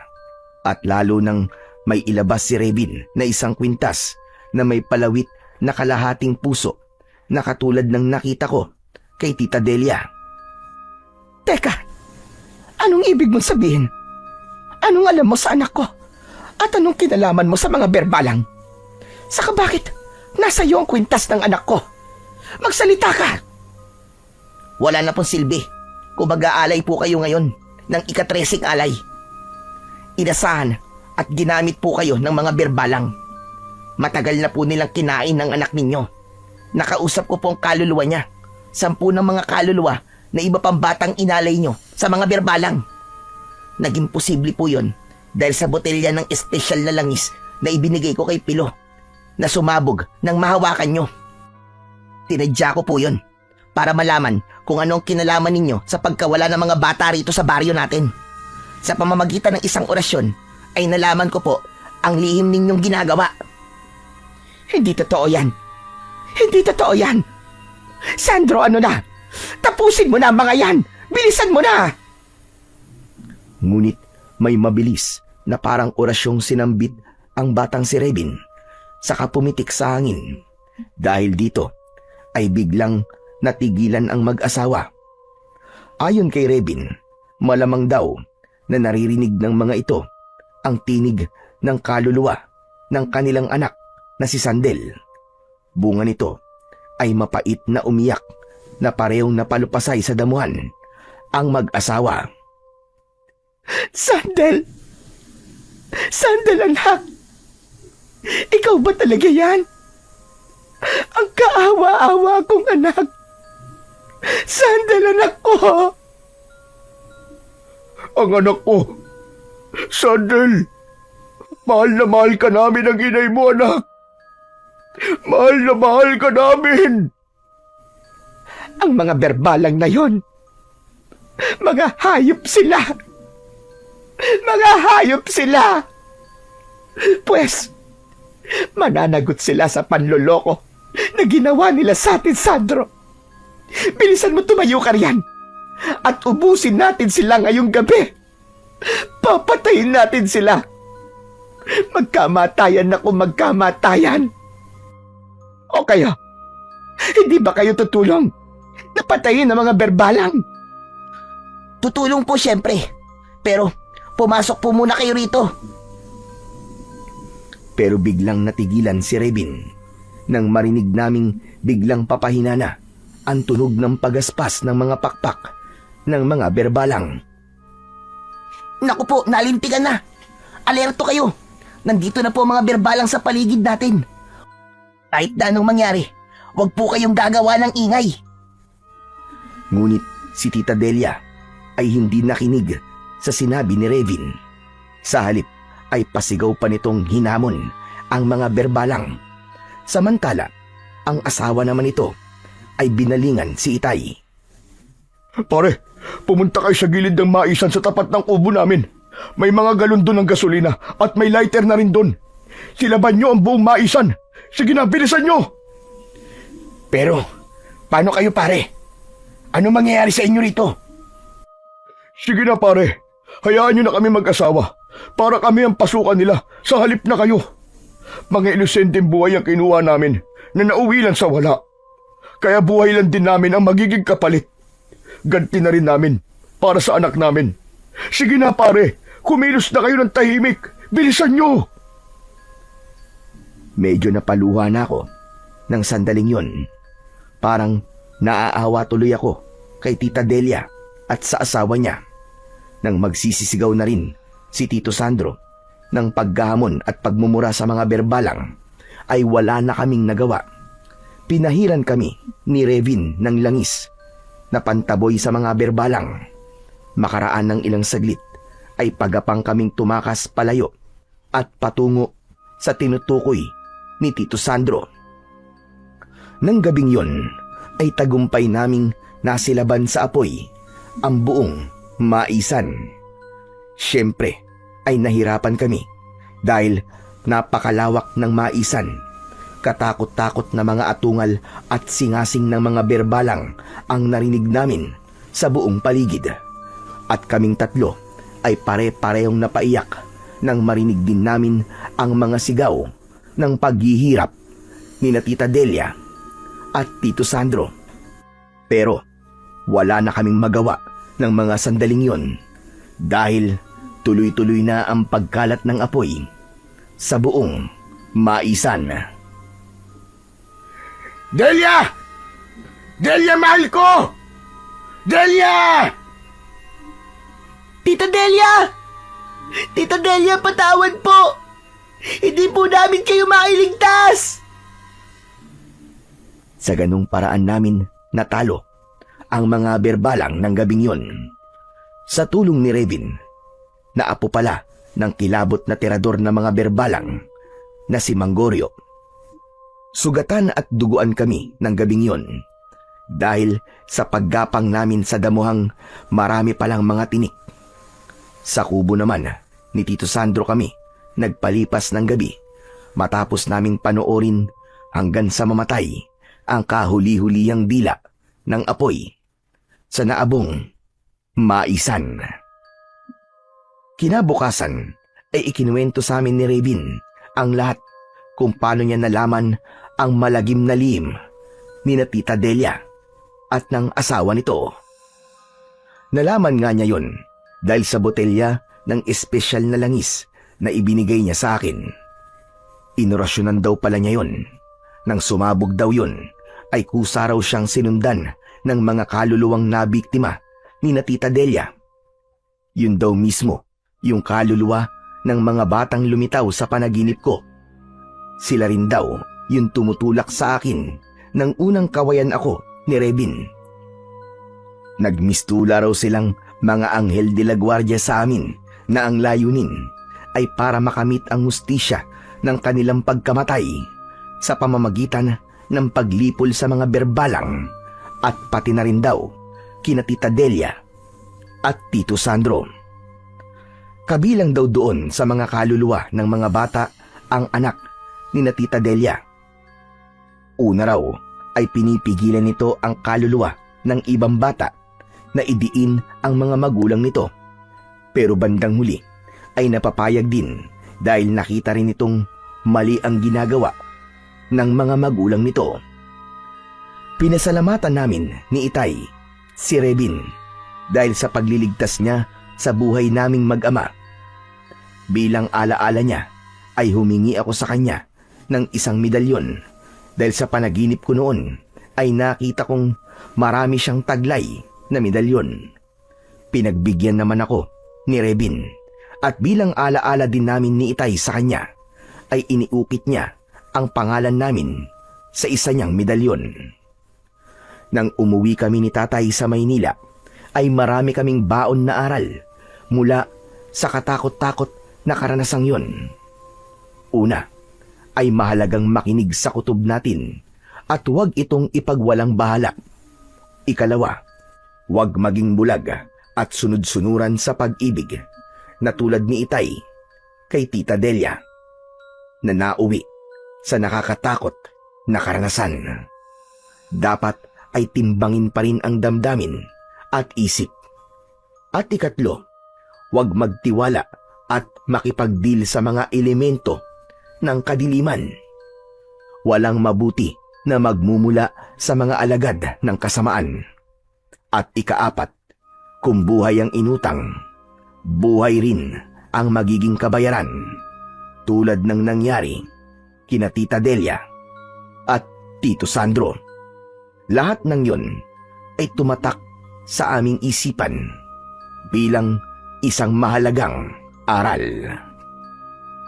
Nakakalungkot ang naging wakas ni Tita Delia, pero nakakataba pa rin ng puso ang pagsisising ipinakita ni Tito Sandro, ano pat nagawa niyang isakripisyo ang kanilang buhay para sa ikaliligtas ng ibang buhay. Lumipas ang ilang araw, linggo at buwan. Medyo nakakabawi na kami sa makapanindig balahibong pangyayari sa buhay namin ni tatay na naranasan namin sa Mindanao, sa lugar ng Tita Delia, dahil sa mga aswang na berbalang na inakala ko nun na hindi totoo, ngunit kasama pala nating nabubuhay sa mundo. Tahimik na ang buhay namin at normal na ulit na lumilipas ang mga araw at pilit na kinakalimutan ang karanasan namin sa mga berbalang. Si tatay naman, alam ko na natakot din siya sa pangyayaring yon. Pero bukod doon, alam kong nasaktan siya sa ginawang panloloko sa kanya ni Tita Delia at nadamay pa nga ako na muntik na naming ikapahamak na mag-ama. Pero nakikita ko siyang lumalaban at pilit na kinakalimutan ang nakaraan. Sinabi ko sa kanya na maaari siyang humanap muli ng babaeng iibigin para tuluyang maghilom ang sugatan niyang puso at tuluyan ng makalimutan ang masalimuot niyang relasyon kay Tita Delia. Pero sinabi niya sa akin na hindi pa daw nakahanda ang puso niya na umibig muli dahil nadala na raw siya. Bagkus ay magko-concentrate na lamang daw siya sa akin para mas matutukan niya ang pagpapalaki sa akin at mapuno ang mga pagkukulang niya bilang ama na nawala nang maging sila ni Tita Delia.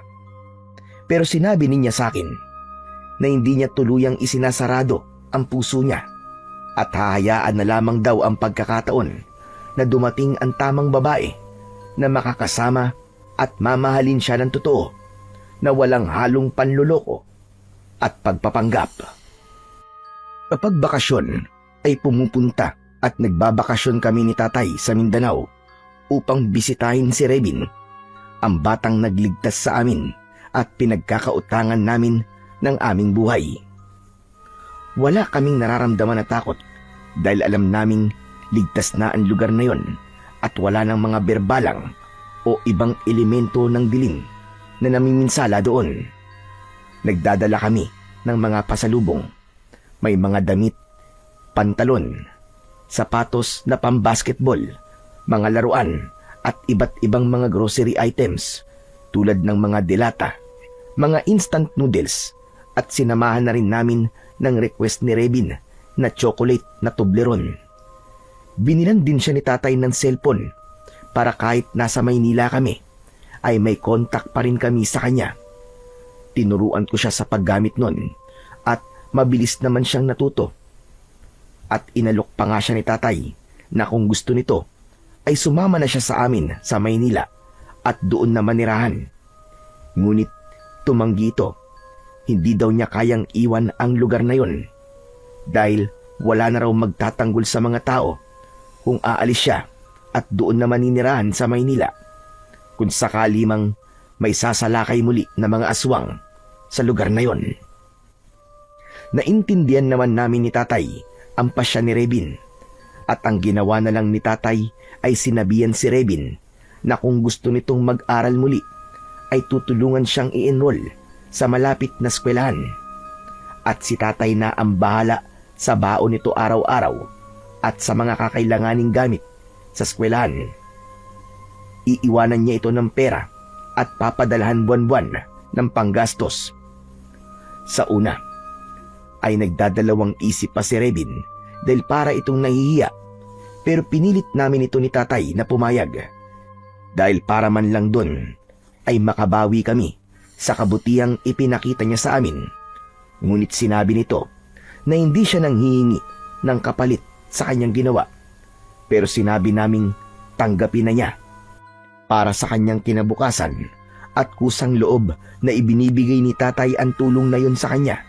At labis ni tatay ikatutuwa kung papayag siya. Sa huli, pumayag na rin si Rebin na muling magbalik sa pag-aaral. Sabi nga sa John chapter 4 verse 9 to 10, ganito ipinakita ng Diyos ang kanyang pag-ibig sa atin. Isinugo niya sa sanlibutan ang kanyang kaisa-isang anak upang tayo ay magkaroon ng buhay sa pamamagitan niya. Ito ang pag-ibig. Hindi tayo ang umibig sa Diyos, kundi siya ang umibig sa atin. Ipinapakita ng talatang yon ang pagmamahal ng Diyos ay hindi haka-haka, kundi pinatunayan sa pamamagitan ni Hesukristo. At sabi rin sa John chapter 10 verse 28, binibigyan ko sila ng buhay na walang hanggan. Kailanman ay hindi sila mapapahamak at walang makakaagaw sa kanila mula sa aking kamay. Pinatutunayan nito na ang mga anak ng Diyos ay nasa kanyang pag-iingat at seguridad. Kaya't walang masamang elemento ang makakalapit sa mga tunay na anak ng Panginoon. Ang Diyos ay mapagmahal na Ama, at ang sino mang lalapit at magtitiwala sa Kanya ay di niya pababayaan.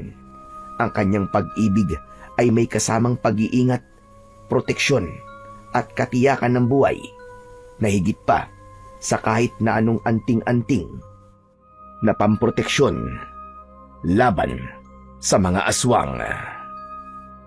Kaya't lalo nating palawigin ang pagtawag at pananampalataya natin sa Poong May Kapal, dahil ang kanyang proteksyon at pagmamahal sa atin ay wagas at walang hangganan.